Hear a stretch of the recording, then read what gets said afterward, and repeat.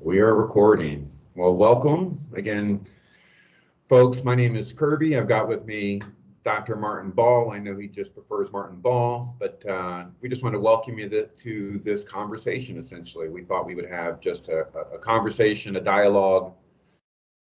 We tried this once before. I made some technical errors, so we're trying this again. But the last one was extremely important, and the information was it was fascinating. So hopefully we will get that same flavor for you this time. So thank you again for taking some time with me. Yeah, well, it's good to do a take two. Always happy to continue the conversation, however Yeah, well, necessary. yeah, and I came up with a couple other questions last time, and I thought this would be interesting because, again, folks that are watching this or paying attention to what we're talking about right now, we're talking about 5-MeO DMT. Martin coined the term the God molecule, and that's just what I've been referring to it as, and many other folks have been referring to it as for multiple reasons. And maybe that's a good way to start this conversation. Since you coined the term, what made you choose that phrase, that name, that Yeah. title? So I started calling it that back around 2008, 2009. And it actually, there's a lot of inspiration for why, excuse me, sorry about that, for why I chose that.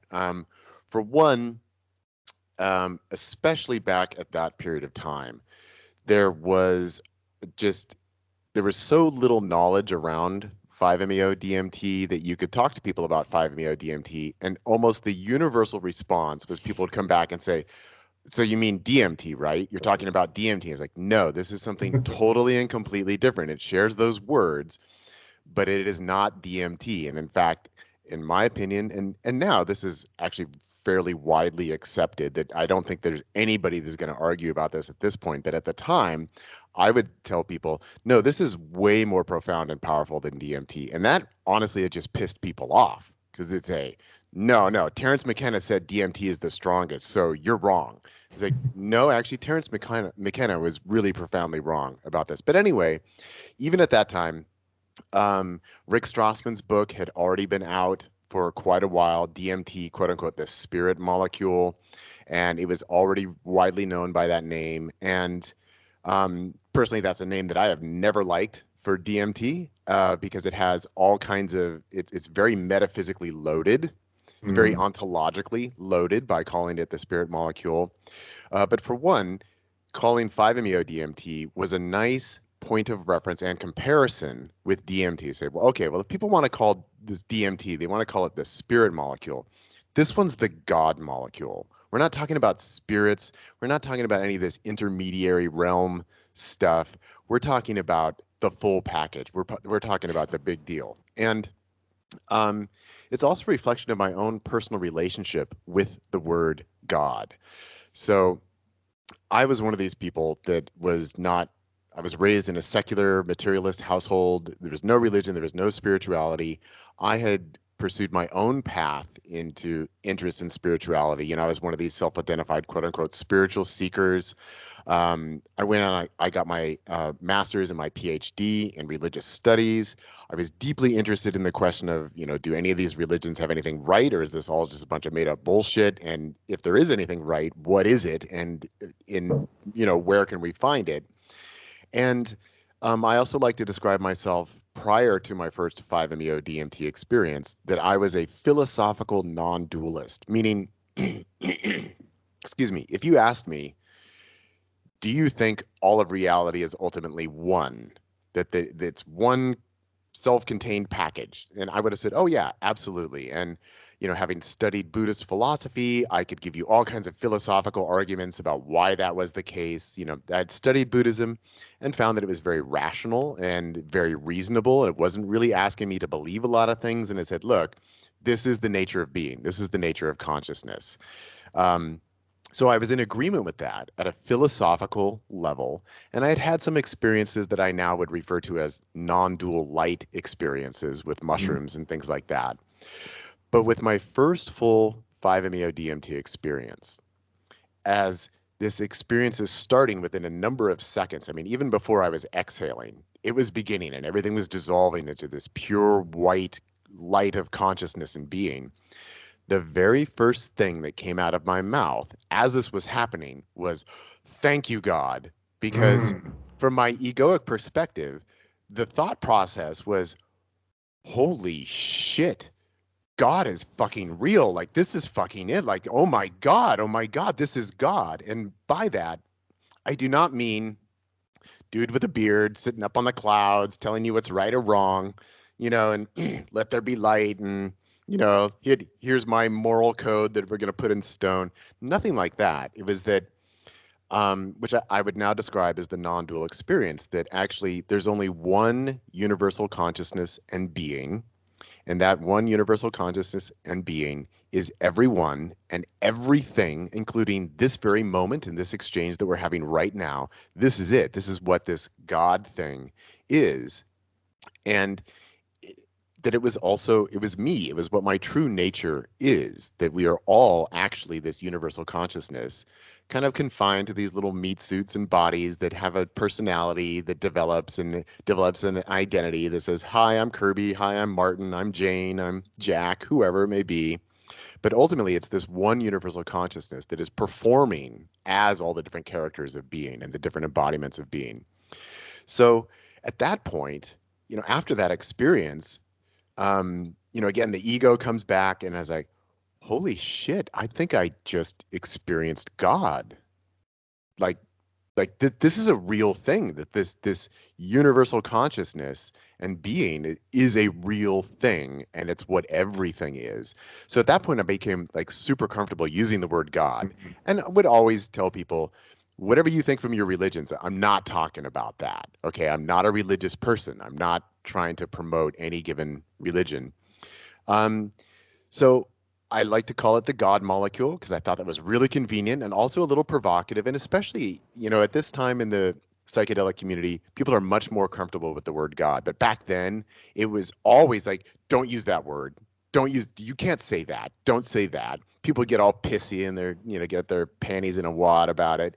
And I understood that because I was like that too prior to the experience. But I was like, no, actually, I'm actually looking to push some buttons here. I want to challenge people on this because there's something really uniquely profound about this molecule, and I'm not just going to let people brush it aside. That I wanted it to be a little bit irritating in that sense. Well, it's interesting because when you bring up religion, again, I've facilitated experiences for folks from every religion, I would assume, Yeah. or a good portion of them. I hear there's 2,000, so not that many, but we've hit most of the major ones. And the difference is if it's an ayahuasca ceremony or a psilocybin ceremony, when they start experiencing or connecting with God, it is usually the God that's associated with their religion. Right. However, at a 5-MeO experience, when they're connecting with God, it's the same God that the Buddhist connected to, that the Muslim connected to, that the Hindu connected to, that the Christian connected to. They all are having that same God experience. It's not in a different costume. Right. And that should point out a lot to folks that, again, once the ego's offline, right, and it's just a pure authentic version of it, all of those stories start washing away. And that told me a lot too, as somebody that had a heavy Christian religious background, because I said the exact same thing. Thank you, God. And I still say that to this moment under the medicine. I'm like, thank you, God. So it's fascinating, but it is a different version of the God, obviously, than we thought of. Yeah. And actually, if I could just really Yeah. quickly comment on that, I always got to comment on everything. But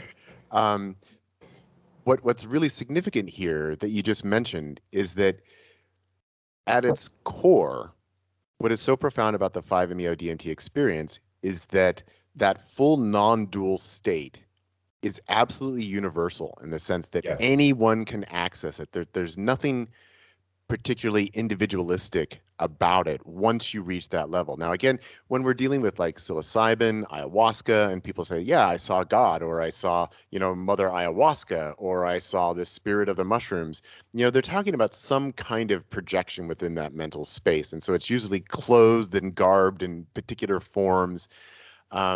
And it's very individualistic, whereas one person says, well, it looked like this to me, and the other person says, well, it looked like that to me. And then they can disagree. It's like, well, I saw Buddha, I saw Jesus, well, I saw Muhammad. But this is this universal experience that, at least in potential, anyone can access. And pretty much everyone comes back and reports the same thing, which also is a very good indication that there's something profoundly real Yes. about this experience, because it is so universal that you can take any person on the planet, and if they are able to let go enough into the experience, which is not automatic, but if they go all the way into the depths of it, every single person comes back and says essentially the same thing. Yeah, and that's an important piece too, that you mentioned. It that is its potential. But of course, everybody stepping into this space is going to have a different experience on some level for a multitude of reasons that we could have conversation about. But I think it's important sometimes. I think in the psychedelic community, it's always the love and light. It's perfect. Everything's perfect. But to me, out of all the medicines, sacraments, psychedelics, entheogens, whatever term you want to use that are being served, this one to me, I feel it requires just a higher level of care to facilitate it for the reasons that, again, they're not completely in the space. You can't necessarily verbally communicate with them on some levels. So it just requires a different level of care.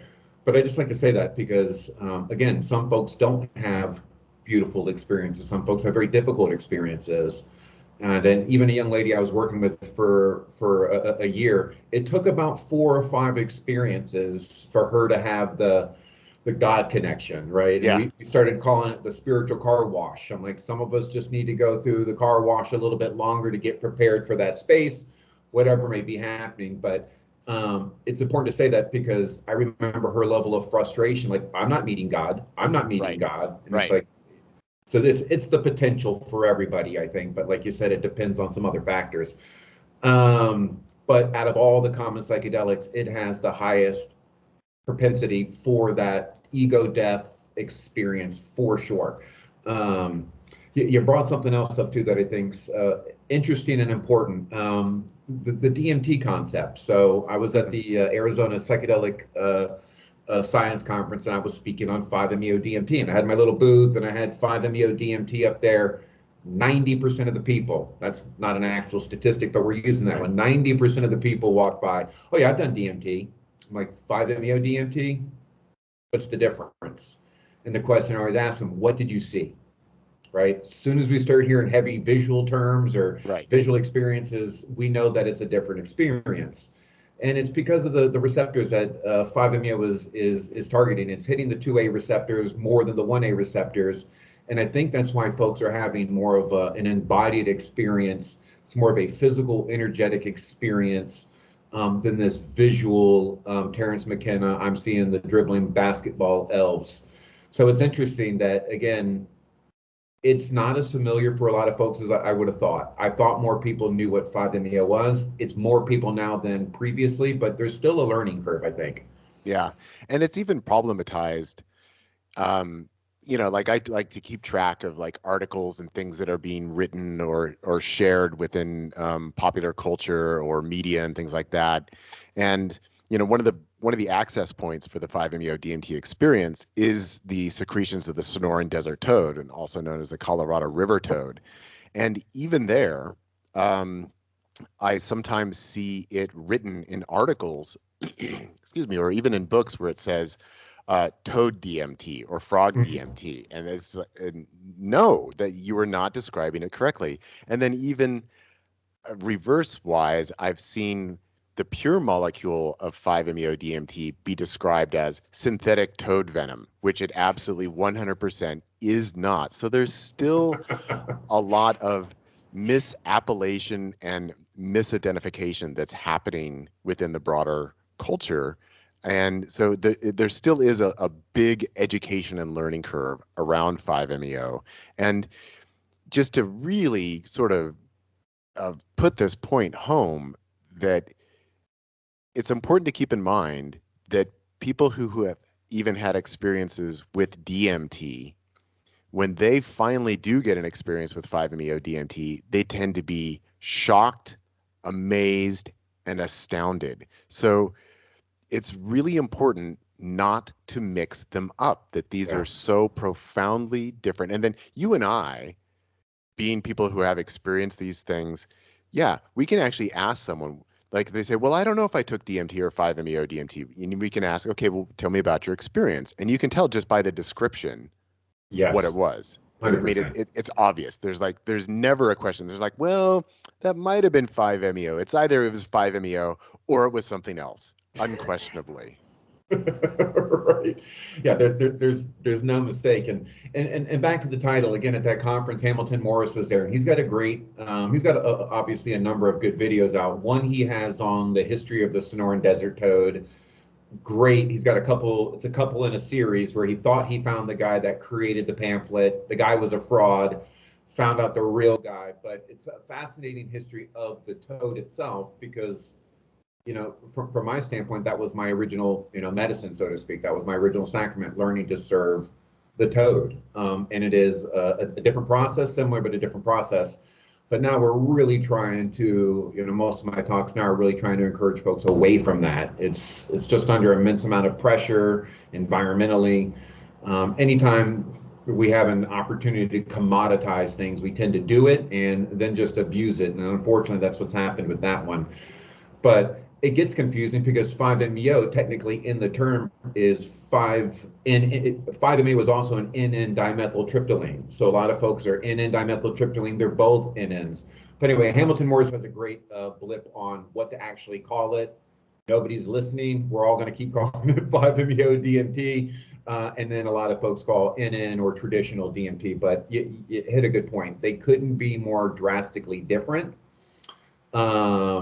They're not even in the same world. And I think that term, the God molecule, is perfectly coined, especially if we're going to call traditional DMT the spirit molecule. So it's actually the perfect title for it. So well done. Yeah, thank you. And also, let's just point out that there are other more complex compounds than DMT that also have DMT in the word or Yes. in the name of the molecule. So it really just shows the level of ignorance. Like if we're talking about psilocybin, that's 4-HO DMT. Okay, but that's not DMT, right? Right. And if we get to bufotenine, which is also part of toad secretions, that's 5-HO DMT.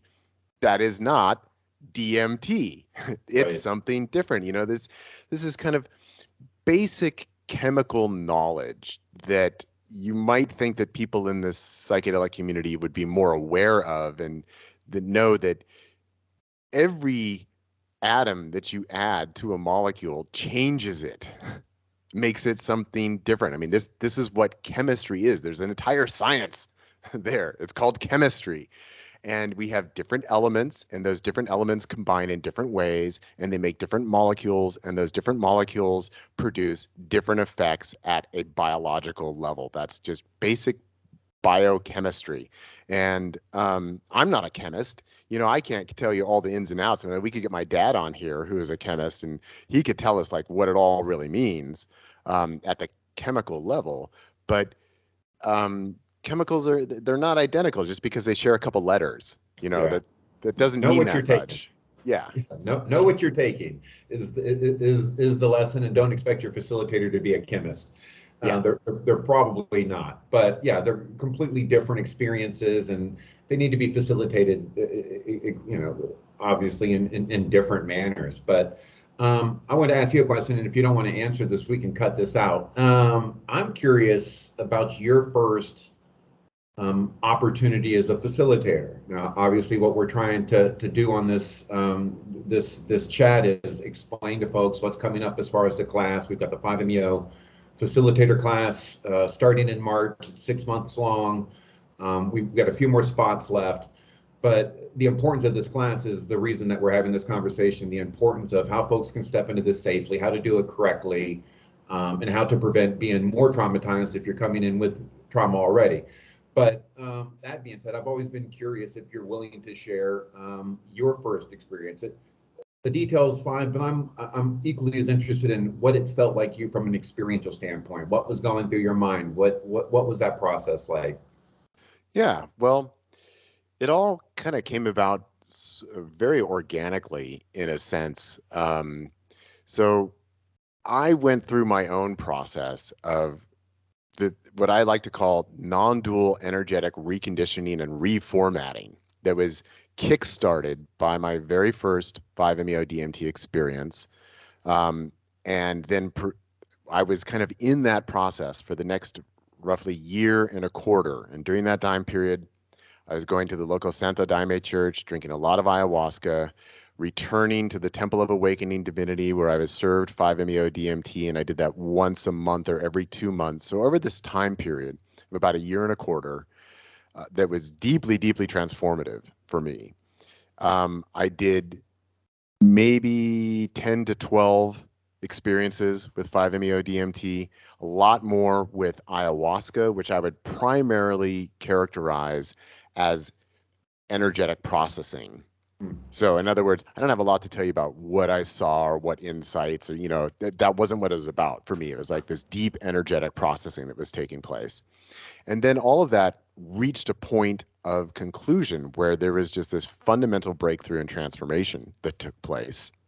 And at that point, there was kind of a quote unquote new me that was operating, that was very different from my prior operating system, that it had been upgraded, defragmented, and enhanced in various ways. And at that point, I was with my wife, Jesslyn, and she also had been undergoing part of this process for herself, but she had not really reached the point. She was struggling and resisting it much more than I had been. And so then there was kind of this weird situation where I've like kind of popped into this new sort of energy man land that was like very freely accessible to me. And she was kind of like, what the hell's going on?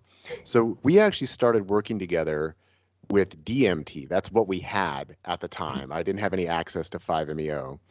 And when we started taking DMT together, and that's actually where my sort of intuitive, energetic senses kind of got aligned with, okay, well, we need to position ourselves in this kind of way, that these energetic structures are very important. And then if we're actually working together, that there are these various interchanges and exchanges of energy between us, and it's very much a combined process.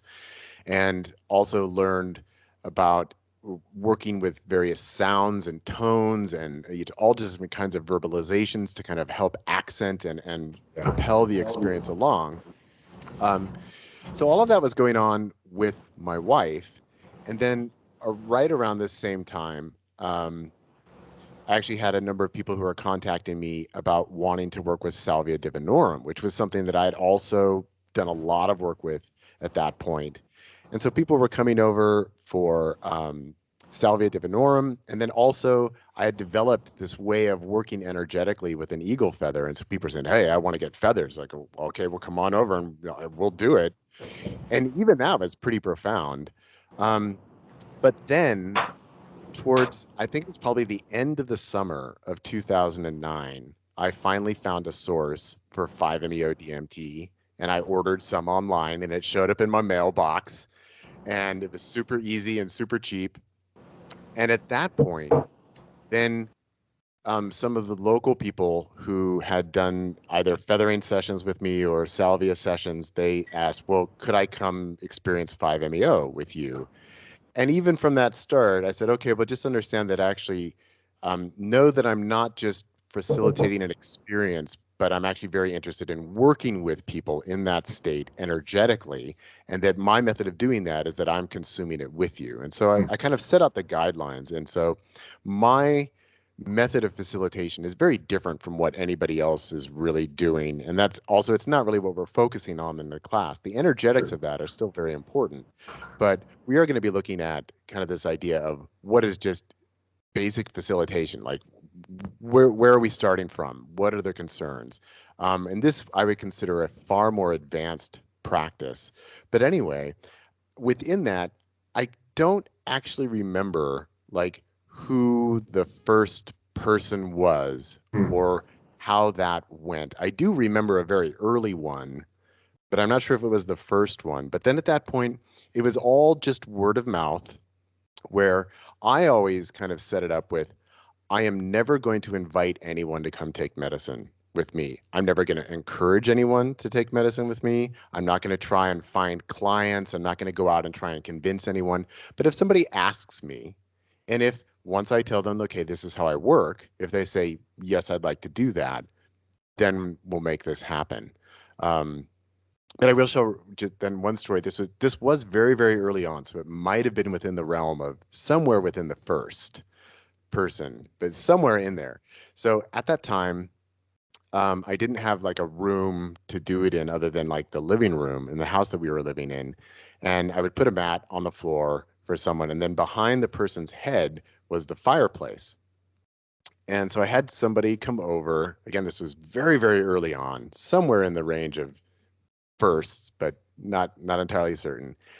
And this person, took their hit, and everything was going great. And then the person was lying down, and then this noise intruded, and this noise was like this metallic, like a jackhammer sound. And I was just like, oh my God, this is terrible. This is totally going to ruin this person's experience. And it was coming through the fireplace. And so the person's head was right there, and this is like this metallic. So I go outside, and then there's a metal cover on the top of the chimney, and there's a woodpecker up there, and it's just banging on the metal. It just like, and I'm thinking, oh my God, this is going to ruin this person's experience. Like, do I need to get the hose and like try and chase off this woodpecker? I'm having all this anxiety around like this is ruining their experience. But eventually the woodpecker went away, and I came back inside and I kept working with the person. And then eventually the guy sat up, and then he started to tell me about what his experience had been. And then he said, and then when you started playing that metal drum and you were banging on that, he said, that just propelled me into a whole new level of my experience. And that was like it was so perfect at just the right time.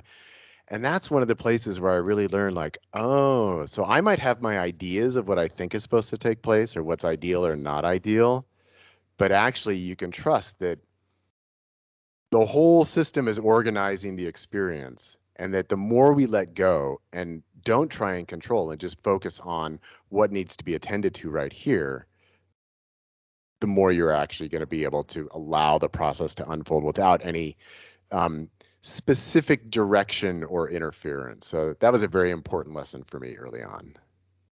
That's a good story. Even the build up, just kind of your background with it, and it's important for folks to understand that. Look, a lot of the folks that are facilitating or facilitated really was learning by trial and error. So a lot of the pioneers of this is like, what do we do, right? Let's figure this out. This isn't ayahuasca where we've had several thousand years to kind of master this and create this system. So the system's been being created, and it's been created by folks like you and some other folks, and I'll toss my hat in there that we're continuously trying to create and fine tune the system, because ultimately you nailed it. We don't know everything that's happening. We've got our theories, we've got our thoughts around it, but when somebody's in this experience, we only know so much about it. So it is a trial and error process, and I think that's important. I mean, my very first one, I do remember my first one. I served a friend of mine, same thing. I'm like, look, I'm just trying to figure this out a little bit. And he was trying to figure it out. So we said, okay, mutual destruction, right? I'll serve you, you serve me, and we'll figure this out together. And it was beautiful. And I served him, and immediately, we were outside in Florida. It was beautiful. And he just rolled over and started screaming at the top of his lungs, like the top of your lungs. Yeah. Bloody murder, just looking me in my eyes, his eyes open, and just, ah! And I thought, oh, we're in trouble. Right? I've done it now. Yes, we're in this now. And all you can do is be in the moment, keep him safe. And I remember the necklace I had at this time was like a metal beaded necklace, and it was super sturdy. And I remember leaning down over him and him grabbing the necklace. Oh yeah. And I'm thinking, I'm not going out like this. I've got to get this necklace off me somehow. So I was able to get the necklace off. A neighbor pulled up, right? Is everything okay? I'm like, everything's fine. Anyhow, it's a funny story to me now, because I learned probably 6 different things to not do in one event. And that's the importance of, again, the training and learning these stories. We could talk about them and share them lightly. I've got several of them, but the point is to help people avoid some of these pitfalls and some of these obstacles that are now, to me, very easy to avoid, and make this a significantly smoother experience for people. Yeah. but it was rough. And, you know, another point that I'd like to make about this, for when I started facilitating, what I didn't mention that is very, very significant is that not only had I gone back to the Temple of Awakening Divinity 10 to 12 times and had my own process and experience with it, and also attending the Santo Daime Church during that time period and seeing lots of people processing ayahuasca and looking at it all through this lens of what I was learning about the non-dual nature of energetic embodiment versus the egoic nature of energetic embodiment and processing and expression. So that was a very, very deep learning period for me. But in going to the Temple of Awakening Divinity, not only was I having my experiences, but the person who was running these ceremonies, or circles as he called them, it was usually between 5 to 7 people. And each person is individually getting a turn with the medicine, and then everybody else is witnessing and holding space.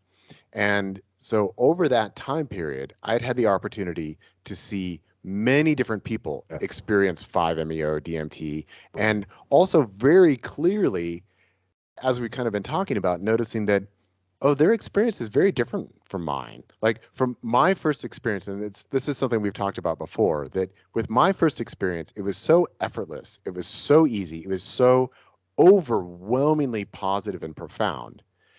My mistaken notion was, oh, it just does this. Like, this could not be simpler. It just does this, and it's the most amazing experience of my life. But then as I got to observe other people, I realized, oh, actually, there's all kinds of ways that people might resist. There's ways that people might need to process either conscious or unconscious material, you know, kind of the washing machine thing, before they get to that experience that I had. And there's some people who get there right away, but then as they're coming out of it, they have these tremendous struggles that are taking place. And so getting to see all of that and then really understand it's not the same for everyone. There's a wide spectrum of different kinds of reactions that are taking place. And I think that it's one of the biggest problems that we have in the 5-MeO DMT community is somebody that, like me or like you, has a very positive experience and then says, oh, this is so easy. I want to start serving this to other people, but they're not yet fully educated about what's really going on and what the potential is, and that it's always important to emphasize that though this is a minority of cases, some people have tremendous difficulty processing the experience and then also working through the integration period afterwards. So it can be traumatic for people. It can be destabilizing. And again, that's why it's good to call it the God molecule, so that it's kind of saying like, look, dude, do not be casual about this. You think you're ready to meet God?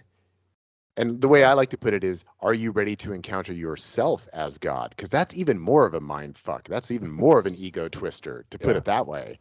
So to really tell people, like, you're dealing with the biggest energy possible here. You can't get any bigger than this. No. So please tread carefully. Well, I love how you stated that, and that's probably one of the most important pieces we've brought up. Again, I love having these conversations with you. We've had beautiful experiences. We've had the honor and opportunity to see other people have life-changing experiences, and literally changed my life, changed the life of so many around me. And we had this conversation before. My first experience wasn't that easy. It was almost overwhelming, and it scared me straight, so to speak, where I had no interest in it. And very similar story. I was in the middle of doing ayahuasca every month, and I started doing this, and it took about 6 months, maybe 8 months to a year. And I like what you said, just totally a different person, right? I mean, and it's almost difficult for people to grasp how much you can shift and change in a period of time. But not everybody's prepared for that shift and change in that speed of time. So, you know, the point, I speak to a lot of folks that I've served, and that's why we started this whole class, to just kind of pin that down when folks are like, why are you starting a 5-MeO facilitation course? Well, I've not had a ceremony that I could think of where afterwards somebody didn't ask me, how do they do what I'm doing? Right. And I've never had a good answer for them. And then what's happened is these folks will go out on their own and very similar, like, well, I'll just get some medicine and I will figure this out. And that just, it's scary. And we have more resources now than when we were starting, right? There's plenty of resources such as this resource. And if you've had a simple experience or you just laid there like little Buddha, your point is not everybody does that. Yeah. And I had a gentleman that I've had conversation with. Same thing. He had one experience with the medicine, and he was now serving it. I wasn't comfortable with it. He called me a few weeks later and said, I had this guy flip around and freak out on the floor.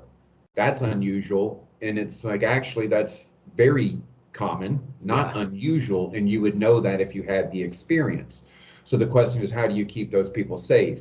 And what I don't want to do is create scares by telling all the horror stories, but I could tell stories, probably same as you, that if you're not prepared for that, you are taking people's lives into your hand, and it's a hefty responsibility.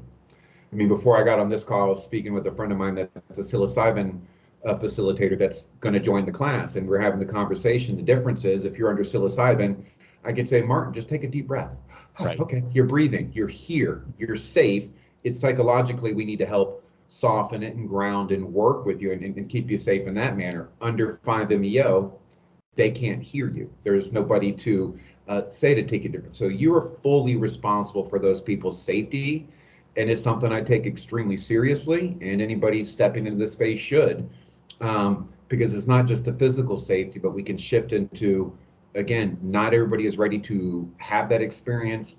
A lot of people won't be able to land that experience, and you could really disrupt people's lives. I mean, you and I have talked to a person I think we both may be working with that had a ceremony 2 years ago, and he's been just depressed and anxious ever since. First ceremony went fine. He took another ceremony, and that just completely threw him into a dark area, and he's been there ever since.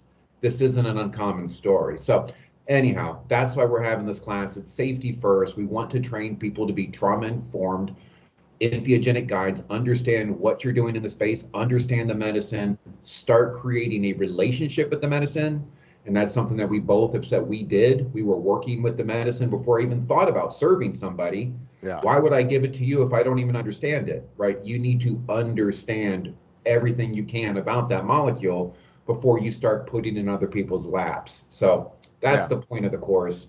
And Kerby, I'd really love to return to this point that you've mentioned a few times now, and I think that it deserves a little bit more airtime to really make the distinction, because we're also in a place now where people are able to go to like psilocybin facilitator training or MDMA training or ketamine training, that all of those are out there and available. Yeah. But part of what we're doing in putting together a course around 5-MeO DMT is that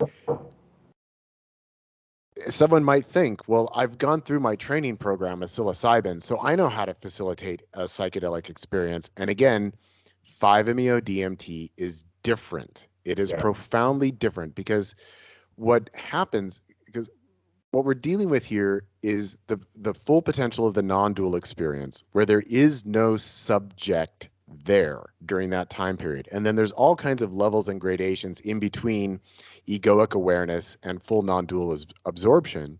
And a lot of that also is processed and expressed and embodied in an unconscious manner. So again, the difference, like if somebody's having a really tough time on psilocybin, you can talk to them. You can say, hey, do you want to go outside? Do you want to go look at the trees for a few minutes? You can interact with them. And usually with most other psychedelics, not always, but in most other situations, it's more contained within the person, whatever it is that they're experiencing. They're not necessarily acting it out.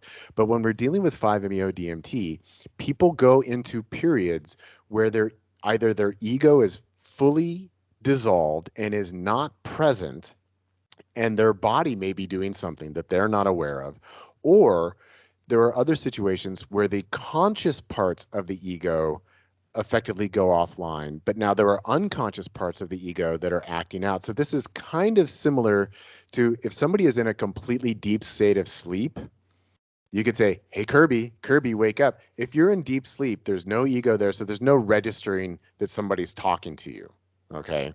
So that's kind of like in the full non-dual experience. And then we also have the situation where you have people who are sleepwalkers. and they're walking around and they're doing stuff. They're making themselves a sandwich and they're maybe talking to you, but consciously, that person does not know what they're doing. They don't know what they're engaged in. Now, it gets even worse if we think about in that state. So that's where people might be acting out something unconscious on a 5-MeO experience. There's also the possibility they could be in a deeply projecting state where their mind is projecting all kinds of realities that aren't actually taking place, but then they're acting on it, but they don't know it. They don't know what they're doing, and there's no cut through. You can't break in because the conscious part of their ego is not present. It's dissolved during that time period. So there's all kinds of phenomenon that take place in a 5-MeO experience, or at least potentially within a 5-MeO experience, that no matter how much somebody takes of another psychedelic, you're not going to see these kinds of things taking place. No, and so, and this goes back to this guy that you mentioned who he took it once and then said, oh, I want to serve people. And then he had somebody who's rolling around the floor.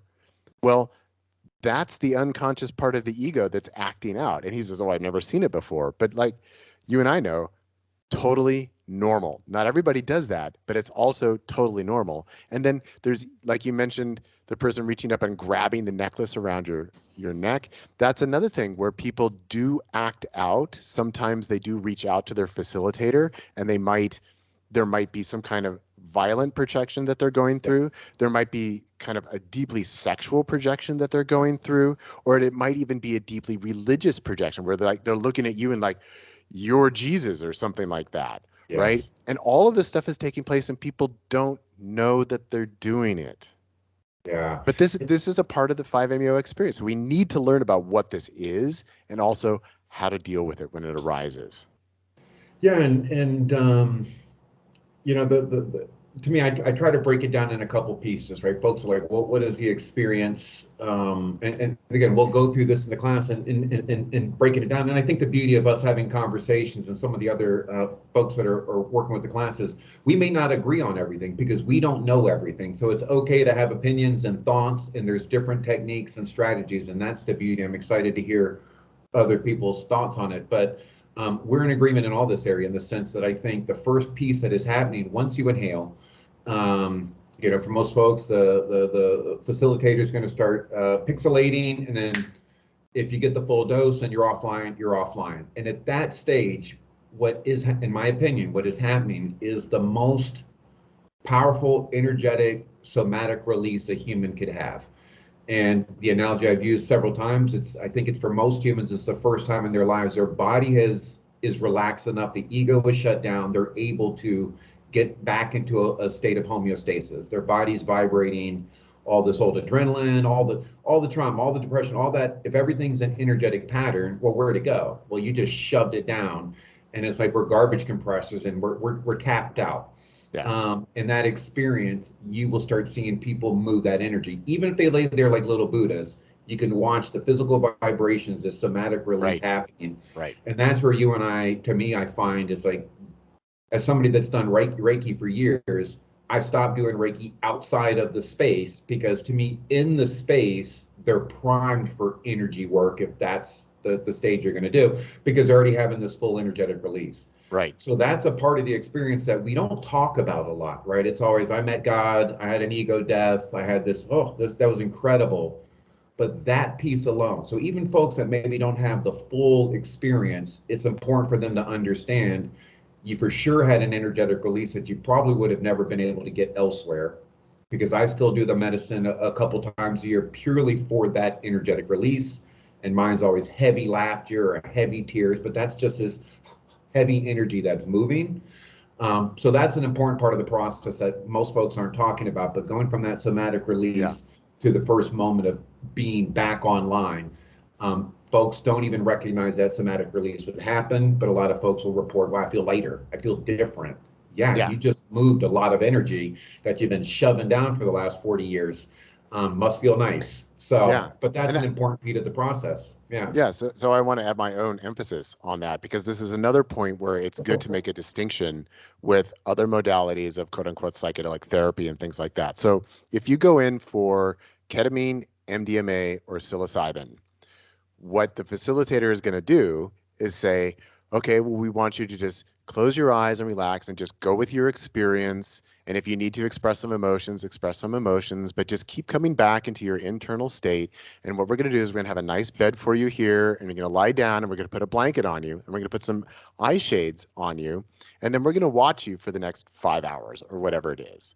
Okay. And that works really well in those contexts because people are having their inner experience, they're having their insights and revelations, and they're sorting through their emotional responses and all of that.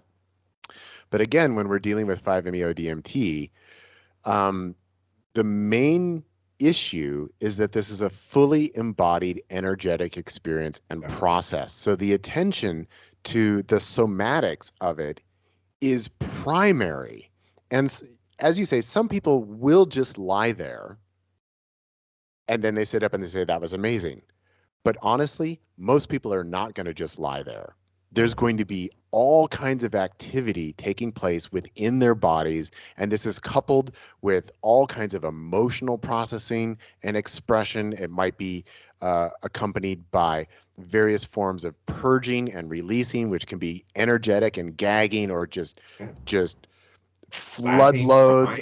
It could be laughing, crying, flooding, vomit, and it can also be these profound full body orgasms that people are experiencing, and all these vibrations and tremors and spontaneous movements that are arising. So it is anything but you're just going to lie down for the next few hours and have your experience and come back feeling better. It's like, no, like your phrase of the cosmic washing machine is like, you're going to go through the washing machine. And if you've got a lot of garbage, not as a judgment call, but just realistically, if you've been through a lot of trauma, if you've had a lot of emotional repression, if you have felt unable to authentically be yourself within your life and you're constantly compromising for other people or society, you're going to have shit that's going to have to process.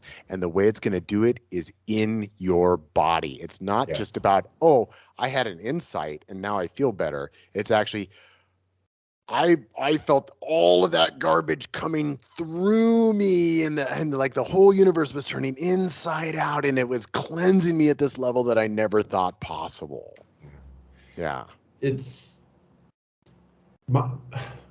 guess what was coming to my mind is I just wanted to share, like we talk about all the different angles, and I know sometimes when I have conversations about this and the facilitation of it, sometimes I get a little serious in the sense just because I do think it's such a serious process, and there could be some negative ramifications for folks, and that's just important to let everybody know it's not for everybody. But the folks that it is for, like what it did for me, and that's so you asked me last time why this class, the amount of passion I have for what this molecule, this medicine did for me in my life, I couldn't even express, we don't have enough time to express it, but I just remember the first opportunity in my life where when I was coming out, I'm like, oh, that's what meditators have been doing. And I meditated for a decade, didn't quite get it until I got it. And then I'm like, oh, yeah. And then these little energetic pauses, right? So I think what's happening, the analogy I use for folks, it's like the old devil and the angel analogy, and the ego's not the devil, but let's just play that analogy. It's been calling the shots for most of the time, right? And it was the next day I remember driving to work and somebody cut me off. The old reaction was to get upset about it. And I could feel an immediate surge in my body. Same as always, the same physical reaction of tension that I in the past labeled as being angry. But there was this pause. Boom.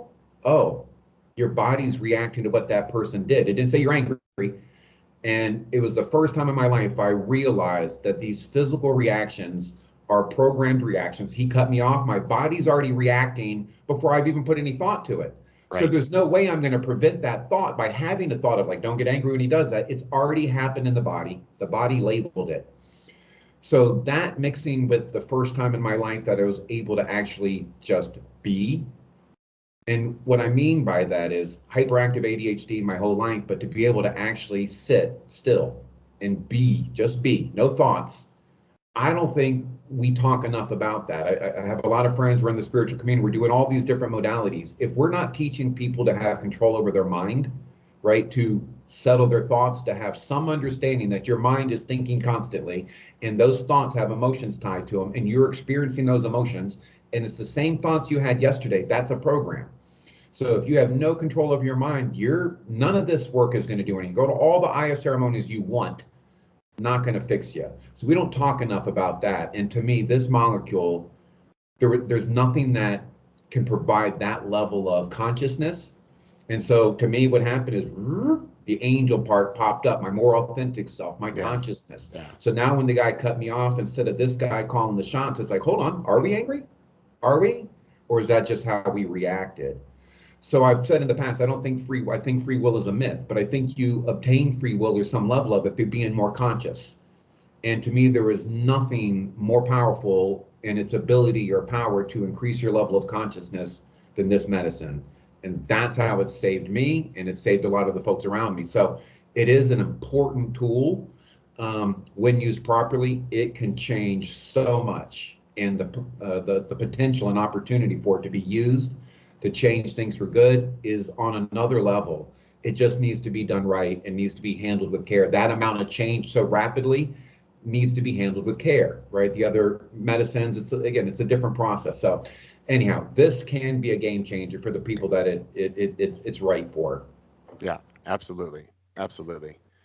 So I would just want to ask you now in our little back and forth, since we are talking about the class, that I'm just curious for you to share what inspired you. Now, obviously, both of us were quite enamored with 5-MeO DMT. You have devoted yourself to it in your way, and I've devoted myself to it in my way. I mean, pretty much everything I've been doing since 2008 has been around 5-MeO DMT. I'm right now, I'm working now what I think is probably my 10th book on the subject, is what I'm doing currently. You haven't written a book yet. I hope you do at some point, but I know you've been designing other classes. You've also gotten into doing some public speaking. You run the Unchurch, so you're involved in a lot of different things. But what was your impetus for wanting to actually put together a class around facilitation beyond the fact that people are asking, how can I do this? And you've been able to see that there's a need for it. Why actually put it together and do it? Yeah, I think a number of factors we've already touched on. Obviously, safety is important. I think you just heard it in what I said, how special this is to me, but the importance of safety in it, because it is so unique that, as you mentioned earlier, people could have good experiences and with the best intentions step in, right, and realize they stepped in over their head. So I want to give folks an opportunity where they can learn this medicine. But it's also because it is such an important molecule. I've served a number of different entheogens. I've been around folks that have taken a number of different entheogens, but there is nothing. There's the reports back from folks that have 5-MeO experiences. They're just significantly different than the person that went to a psilocybin. Oh, I did psilocybin this weekend. That's beautiful. I'm sure it was healing, and I don't want to diminish that. But those reports are significantly different than the folks that are coming back from a 5-MeO experience. So it's just different. And I think people need to understand it. It's still fairly new. Like I said, unlike ayahuasca, the traditional, or historical use of it is up for debate, right? Some folks think it's so many thousand years and how many groups had it, but it's still in debate. And I don't get involved in that. I understand that 5-MeO is in yopo seeds, and there's a number of other plants and items that have 5-MeO in it.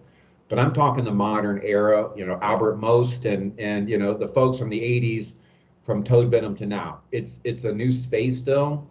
And what I'm seeing out there right now in the traditional facilitation of it, and traditional, I mean the last 20 to 30 years, it needs to evolve. They're not evolving. And I was one of those folks, and I mean that with complete compassion, that we're still doing it the way that we did it, and it could be done better. And I think that's an important piece. But to finalize it, I just love this medicine. I love talking about it. I love sharing it with people. I love facilitating it with people. I love it being facilitated to me. I love explaining it. Like you nailed it. I'm just enamored with it, and I want more people to understand what's happening with it. And especially because I think, unlike some of the other molecules, you brought up the MDMA, the psilocybin, the ketamine. Like we've got a class on that. We call it the big three. It's for the therapist because that's going to be for them to be able to use, so they should understand that one. My concern is this one's never going to be, or no time soon do I see it being used in a therapeutic setting in a legal fashion, like some of these other medicines. So it's always going to have an underground, I think, or at least for the foreseeable future. And that means we need to protect people stepping into that underground, and we just need better trained people. Yeah. Yeah. And, you know, even just talking about how relatively recent and new this is, that, yeah, when we're dealing with Yopo, that's ultimately it's a different experience because Yeah. that's something that's snorted. Yes, there is 5-MeO DMT in it, but it's not anywhere near the same as No. smoking or vaporizing No. 5-MeO DMT. And that even so, in terms of like actual use of like toad secretions, the earliest reports we have goes back to like Albert Most. Yeah. Actually, his name is Ken Nelson. Yeah. Albert Most is a pseudonym, and Pseudonym. he wrote this the toad pamphlet, the psychedelic toad of the Sonoran Desert, and that was in like 1984. And actually, that's I was looking at that for the book that I'm writing right now because I have like a kind of a current history of 5-MeO DMT. And something that really stood out to me in reading that pamphlet is that he said you take a bit of toad secretions that is about the size of a match head and then cut that up with a razor blade and vaporize that. And then he says, and then you have about a 2 to 5 minute experience. And so something that really stood out right away, looking at that pamphlet, was, oh, people are using far larger doses today than what he's talking about. So Yes. even though that was the beginnings of the use of toad secretions, it's changed a lot Yes. even since then. And so now we're, you know, when people are serving anywhere from 50 to 100 milligrams of toad secretions, that's a lot more than a match head. That's Yes. way, way more than a match head. Yeah. And Yeah. so this is part of the education process is like, well, what are the different dosages? What do they achieve? And also there is an emphasis on larger doses, and there's a reason for Yeah. that. And That's the super. reason is because the ego is so energetically resilient that it actually takes a lot to get it out of the way for these deeper processes to arise and to take place within the individual. And you're not going to get it with a match head. No, and that's a great point. I mean, part of the emphasis of the class is obviously going to be dosing, but with the pure molecule or synthetic, whatever term I like calling it, the pure molecule and toad, even though I would like people to shift away from that, that's still what's being used on some front. So it's important just to at least understand that. But to your point, yeah, I think, and when, and I have nothing but love for everybody out there trying to do this work honorably, right? But I think I jokingly say, and maybe I should follow my own advice sometimes. I'm like, some of these guys need to do some more medicine, right? It's like we let our egos get in the way. It's like, this is how I've been doing it, and this is the way it should be done. And I'm constantly reassessing and reevaluating and readjusting to what I think is a better way of doing it. I think we need to be open to that. And the dosing has been a big piece. A lot of folks will talk about like the handhold, the hug, and the kiss, right? So for folks that are unfamiliar with that, that's a titration schedule, a titration model when you're sitting in front of potentially facilitating somebody, where you give them a small dose, which would be the handhold, just to see how they react, and a hug, and then a kiss if that feels appropriate. And I think that's the right model. In the past, I didn't appreciate that model as much because I felt what would happen sometimes is the handhold or the hug would scare them from the kiss without them really understanding that the kiss is actually an easier experience because you're not there. You don't have Yeah. to navigate it as much. But now I've kind of come to the conclusion that's okay. If that scares them from that, then maybe they would have a difficulty landing that.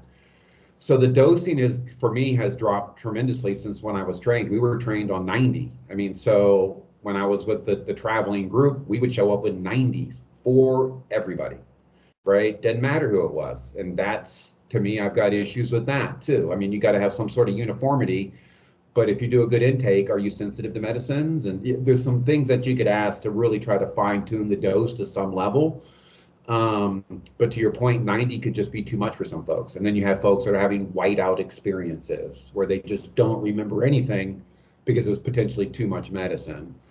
So the goal to me is like, what's the minimum amount you need to have the full experience that you're looking for. I mean, that's the dose Yeah. you want. Any more than that obviously is a waste, and less than that may not get you the experience. But you realize that when you create a relationship with your medicine, right? So if you're sitting in front of somebody, I know what 20 is going to do to them. I know what 40, 50, 60, 70, 80, I know what it's going to do to them to some degree, right?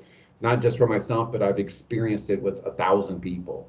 That's important. But again, that relationship with your medicine will really dictate that dosing protocol. But to your point, there's a lot of medicine being served. There's heavy doses being served that I just don't know if are necessary. Yeah. So in getting back to the class, you're the primary organizer for the class, and I was sort of a consultant on designing the curriculum to some degree. But it's really, you're the one who's put in all the work and doing all this. So how is the class going to actually work? I mean, that's always Yeah. the question of like, okay, well, it's a class. What does that mean? Beautiful. Yeah, it's if you haven't taken a class with Unchurch yet, we use the Kajabi platform. So it's an actual online platform where we'll have online curriculum. We're almost completed the facilitator guide manual. It's going to be a 70 to 80 page document like this. It's an actual manual that you could print out and have. So that'll be in the on the page here shortly. The class starts March 24th. The plan of the class is each Sunday from 6 to 8 Central Time. We're going to have the live class. That class will be recorded. So if you're unable to attend one of the classes, that's okay. I mean, it's 6 months. We assume some folks aren't going to be able to make all the classes, but again, you'll be able to have access to it almost immediately after class by going back into your online platform and watching the video. So it starts March 24th, and that's going to go all the way till September 10th. And September 10th through 17th, we're going to meet in Colorado for a 1 week in-person experiential, where you'll experience the medicine, you'll serve the medicine, you'll start creating a relationship with your medicine if you don't have one. If you do, you'll deepen it. And to me, this is one of the most important pieces of it. I mean, the online curriculum, again, we've got some other great teachers, facilitators, shamans here. We've got a great crew of people. They're going to share their techniques, how they do it, their thoughts on it, which I'm open to, again, diverse perspectives. But really, you have to be in the space and get your hands on it. You got to touch it. You got to watch it. So the way I envision the classes each week, we'd like to watch a video, or most of the weeks. I want folks to see processes. So I've got a few that I've done. I've got a few that I've been involved in, some good ones, some bad ones that have been facilitated to me. And then the web is full of them that we've been downloading and saving. So we can watch these experiences and start critiquing them. I think the importance of noticing something going wrong early is important. It's just, that's where you'll get some experience. This doesn't look right. What do we do? And so to me, just that visual component is going to be extremely important. It's a small group. We're going to create a beautiful community. And at the end of this course, we want to have trauma-informed 5-MEO facilitators. Trauma-informed is a word that's being tossed around, but legit portion of this curriculum is about that aspect of it. And in closing, to your point that you touched on at the very beginning of the conversation, and same as me, if you ask me, the most important aspect of this is the personal transformation. And I know groups always say that personal transformation in the class. Yeah. If nothing else happened to me, but what happened to me in the transformation of becoming a facilitator has changed my life. It is what helped me, right? Not necessarily becoming a facilitator, but that self-work. Right. And to me, the class is 6 months of self-work. You should be a different person at the end of it. Not that you're not an amazing person now, but we're going to talk about ego. We're going to talk about how you're showing up, why you wear what you wear, right? All of these things to create just better versions of ourselves, because I think the facilitator is a massive piece of the set and setting, and we need to understand that and prepare ourselves and be that piece. So March 24th, the class starts. We've got a few more spots. Love to have some folks. Yeah. So where do people go to sign up? Yeah, we'll put the link below, or you can go to the unchurchchurch.com, click on the Unchurch University, and follow the link to the 5-MEO facilitator course. Or again, I'll put my contact information below. It's important if you have an interest, you have questions, just reach out. I'll answer your questions. But it's going to be once in a lifetime. I'm excited for this. Yeah, and I'm looking forward to it as well. That I've never officially taught a course on facilitating 5-MeO DMT. I have worked For a number of people who facilitate with this molecule, both Toad and with the pure molecule, I do one-on-one consultations with people where they come and they say, okay, here's my practice, or here's what I'm doing, or here's what I saw someone experiencing, and giving people feedback and helping people fine tune. Yeah. But this is the first time that I've jumped in at this level, but I've been calling the adjunct professor to come in and actually teach some of these classes and share my perspective on what's going on and what it is that we need to know. So I'm definitely very excited about it. Well, and that's how we met. And again, Yeah. I've never had any issue with that. Again, I've been one that constantly looking for information, right? Constantly. If you know something I don't know, I want to know it. I've never thought I've had all the answers. I think I'm pretty decent at what I do. But I'm always open to new information, and I think that part is important. We're creating this community where you're going to be reaching out to other classmates, you're looking for advice, or maybe it's a referral situation. But to have a community of other facilitators that you can communicate with without ego, right? Where we're all working together in some essence, it's going to make a world of difference, and it's going to be life changing. And to close your point back to why the class, my vision would be to have facilitators all over the country, all over the world, that are highly trained and qualified to facilitate this medicine, where folks don't have to, go out of their way and be stuck with somebody maybe that isn't as qualified. So it's a lot of work ahead of us, but I'm excited. Yeah, I'm looking forward to it too. All right. Well, I appreciate you taking some time. Yeah.